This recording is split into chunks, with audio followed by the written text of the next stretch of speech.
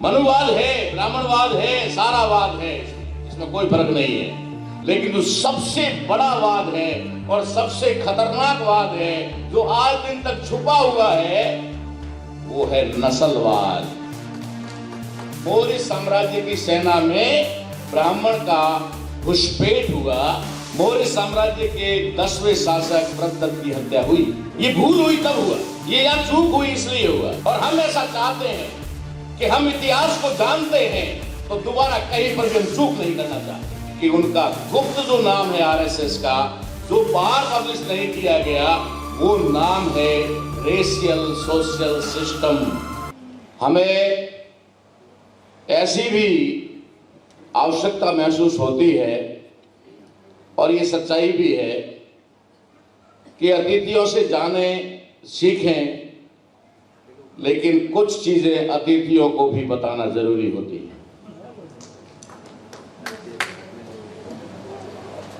उनकी भी जानकारी में नहीं होती है तो उनको भी बताना जरूरी होता है।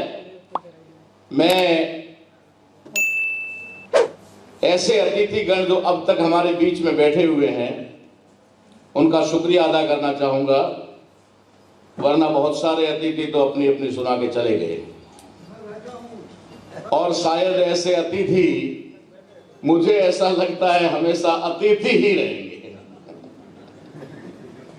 इसके अलावा कुछ कर नहीं पाएंगे, वो सिर्फ अतिथि ही बने रहेंगे।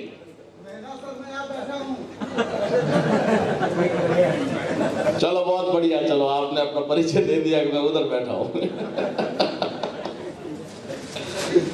साथियों, कल जो हमारा प्रोग्राम शुरू होगा सुबह से, उसके लिए हमारा प्रत्येक सत्र और उस सत्र का विषय निर्धारित है और उस विषय पर ही हमारी चर्चा होनी है और उस विषय पर ही जो वक्ता निर्धारित किए गए हैं वो लोग अपनी अपनी बात रखेंगे।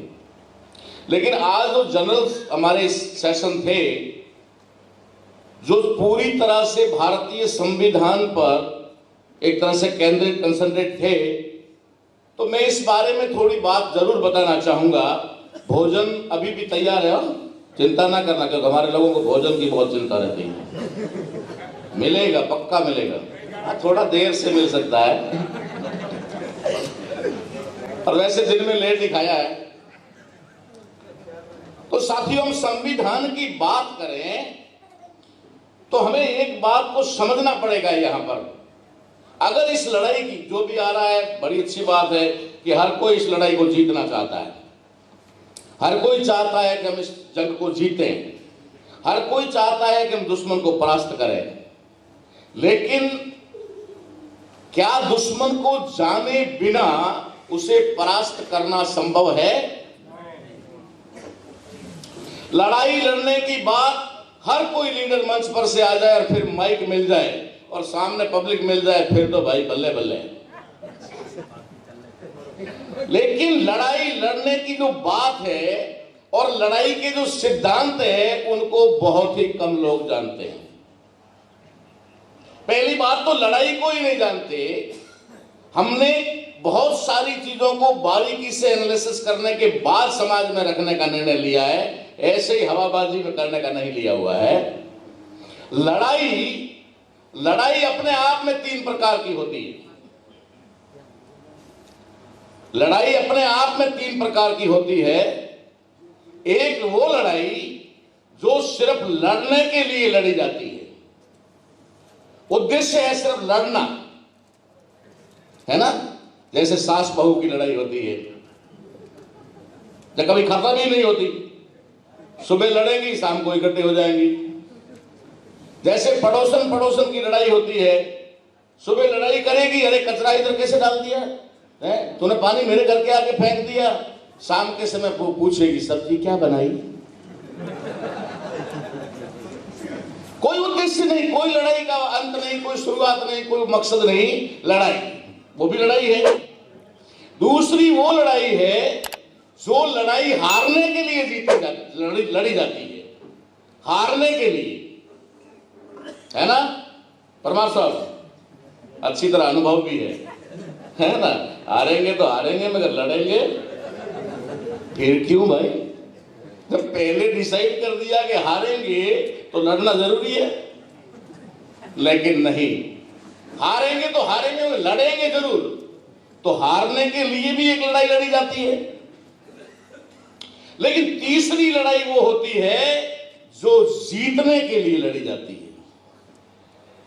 लड़ूंगा और जीतूंगा। ये जीतने के लिए लड़ी जाने वाली लड़ाई, अगर आप जीतने के लिए लड़ाई लड़ रहे हो तो फिर आपको जीतने वाली लड़ाई की कुछ प्री रिक्वायरमेंट, उसकी कुछ पूर्व शर्तों को ध्यान में रखना पड़ेगा, तभी आप वो लड़ाई जीत पाओगे। उसमें पहला सिद्धांत या पहली प्री रिक्वायरमेंट क्या है? जीतने वाली लड़ाई की पहली पूर्व शर्त है कि आपको अपने दुश्मन का पता होना चाहिए, लड़ना किससे है। अगर दुश्मन आपका आइडेंटिफाई नहीं है तो फिर आप कभी एससी एसटी वाले लड़ते रहोगे, कभी एससी एसटी वाले ओबीसी से लड़ते रहोगे, कभी तीनों इकट्ठा होकर के हिंदू मुस्लिम के नाम पर मुसलमान से लड़ते रहोगे। कभी भी लड़ाई जीत नहीं सकते, क्योंकि आपका दुश्मन आइडेंटिफाइड नहीं है, जिसकी वजह से आपको किसके साथ लड़ना है ये पता ना होने की वजह से उस लड़ाई को कभी जीता नहीं जा सकता। दूसरी बात है इसके अंदर कि अगर आपका दुश्मन आइडेंटिफाई हो चुका है तो उसके बाद में आपको देखना होगा कि दुश्मन कितना ताकतवर है, उसके पास में क्या क्या साधन संसाधन है, उसके पास में कितनी सेना फौज है। अगर ये हमें पता लग जाएगा तो तीसरी प्री रिक्वायरमेंट आती है कि उसके अगेंस्ट में हमें अपने साधन संसाधन और सेना खड़ी करनी पड़ेगी और उसके मुकाबले में जीतने लायक सेना और साधन संसाधन हथियार तैयार करने पड़ेंगे। ये तीन प्री रिक्वायरमेंट पूरी होने के बाद अगर हम दुश्मन से मैदान में दो दो हाथ करते हैं तो लड़ाई जीती जा सकती है। अन्यथा इन पूर्व शर्तों को पूरे किए बिना लड़ाई के मैदान में उतरना, मैं समझता हूं आत्महत्या के अलावा कुछ भी नहीं होता। इसलिए मैं ये बात आपको यहां से शुरू कर रहा हूं कि आपको अपने दुश्मन का पता होना चाहिए। इस देश के अंदर बहुत बड़े बड़े विद्वानों को मैंने देखा है, बहुत बड़े बड़े जानकार लोग बिल्कुल अपनी जगह पर वो हैं भी, ऐसी बात नहीं है, लेकिन कई जगह मुझे सुनने को मिलता है बीजेपी हमारी दुश्मन है। कई जगह हमें सुनने को मिलता है आरएसएस हमारा दुश्मन है। इसमें शक नहीं है। इसका मतलब ये नहीं कि मैं उनको दुश्मन नहीं मान रहा हूं। कई जगह क्या होता है कांग्रेस हमारी दुश्मन है, कई जगह क्या, अब तो सिर्फ एक जगह आ गए मोदी जी ही हमारा दुश्मन है। और दुश्मन से बड़ी चालाकी से जब हमने दुश्मन को एक्सपोज करना शुरू किया और जनता के सामने लाना शुरू किया तो उन्होंने एक दुश्मन को पुतले के रूप में हमारे सामने खड़े कर दिया। जो अच्छा करेगा वो भी मोदी, जो बुरा करेगा तो भी मोदी। हर हर मोदी और घर घर मोदी, है ना। अब जितने अच्छे काम करेगा और अच्छे कामों को कह करके वोट लेकर सरकार में बैठ जाना तो मोदी जी का नाम। और अब जब पूरा का पूरा देश का भट्टा बिठाने की बात आई तो जनता जब विरोध में हो गई तो ये मोदी कर रहा है, हम थोड़ी कर रहे, मोदी कर रहा है। एक व्यक्ति तक सीमित करके खड़ा कर दिया हमारे सामने और हमारा दुश्मन हमेशा उसके पीछे छुपता रहा। इसलिए आपको अपने दुश्मन की पहचान करना बहुत ज्यादा अनिवार्य है। जब तक दुश्मन की पहचान नहीं होगी हमारी ये लड़ाई सदियों तक चलती रहे, हम जीत नहीं पाएंगे, कभी नहीं जीत पाएंगे। इसलिए अब जो हम लोगों को बताना चाह रहे हैं कि आपका दुश्मन कौन है, कि आपके दुश्मन के लिए जो भारत के अंदर बहुत सारे लोग कहते हैं जातिवाद जिम्मेदार है, वर्ण व्यवस्था जिम्मेदार है, मनुवाद जिम्मेदार है, मनुस्मृतियां जिम्मेदार है। हाँ, ये नाम है, अलग अलग नाम है सारे, इसमें कोई डाउट नहीं है कि नहीं है।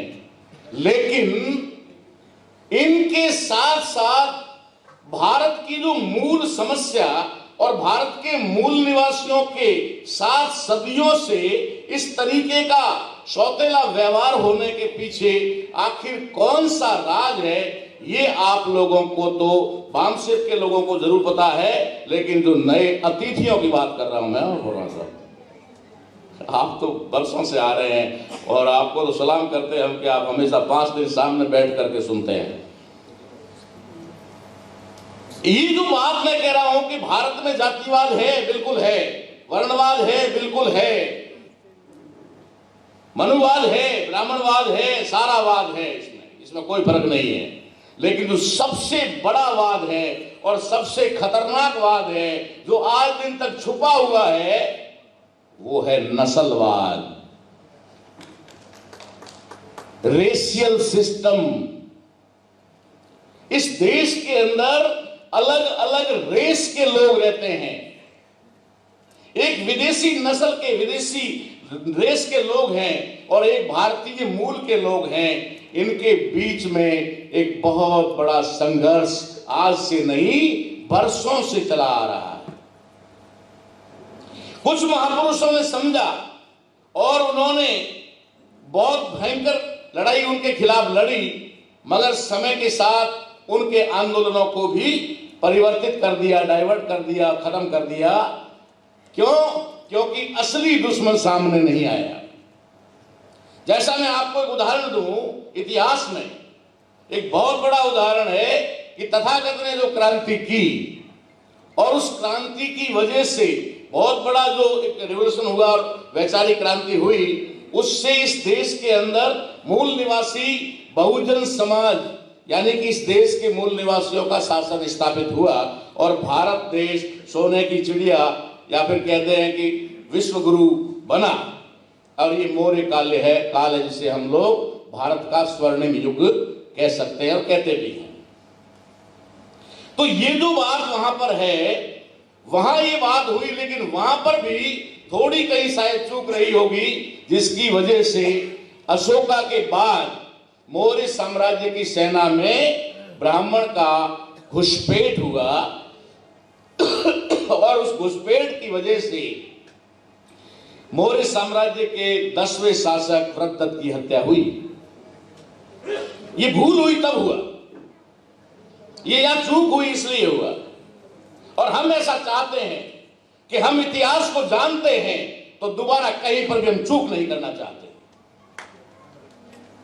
हम ऐसी कोई चूक नहीं करना चाहते जिससे इतिहास हमें सबक सिखा दे, क्योंकि बाबा साहब ने कहा है कि जो इतिहास से सबक नहीं सीखते, इतिहास उन्हें सबक सिखा देता है। ये चीज उस समय लोगों को नहीं थी मालूम।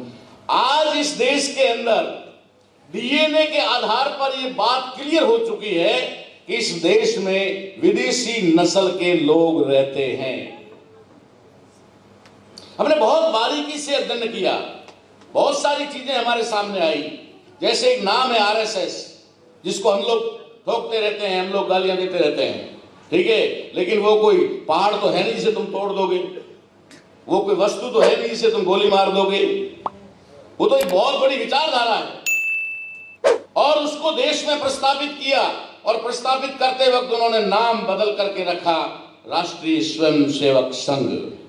तो हमारे लोगों ने सोचा, अरे वाह, ये तो स्वेच्छा से सेवा करने वाले लोग हैं, ये राष्ट्रभक्त हैं और ये स्वैच्छिक सेवक हैं, अपने आप में बने हुए स्वयं सेवक हैं। लेकिन उसके बारे में आपको पता नहीं है कि उनका गुप्त जो नाम है आरएसएस का, जो बाहर पब्लिश नहीं किया गया, वो नाम है racial social system, RSS, racial social system, यानी नस्ल आधारित सामाजिक व्यवस्था। नस्ल आधारित सामाजिक व्यवस्था, उसी को हम लोग कह सकते हैं वर्ण आधारित व्यवस्था, उसी को हम कह सकते हैं कास्टिज्म। ये सारे उसके बिखरे हुए विभाग हैं, लेकिन उसके मूल में जो है वो है रेशियल सोशल सिस्टम, यानी नस्ल के आधार पर जो नस्ल उन लोगों की है, विदेशी लोगों की, वो हमेशा सर्वोपरि और देश के हुक्मरान और शासक रहने चाहिए। ये आरएसएस का एजेंडा है। इसलिए आरएसएस ने इस तथाकथित आजादी के बारे में जब उनका आंदोलन चला तो उन लोगों ने देखा कि भारत अगर हमारे कब्जे में आता है, भारत अगर हमारे नियंत्रण में आता है, तो उसके बाद हम इस देश में फिर से रेशियल सोशल सिस्टम को लागू करके यहाँ के लोगों को गुलाम बना देंगे। इसलिए उन्होंने अपने एजेंडे में डाला इस देश को हिंदुस्तान और हिंदू राष्ट्र बनाना।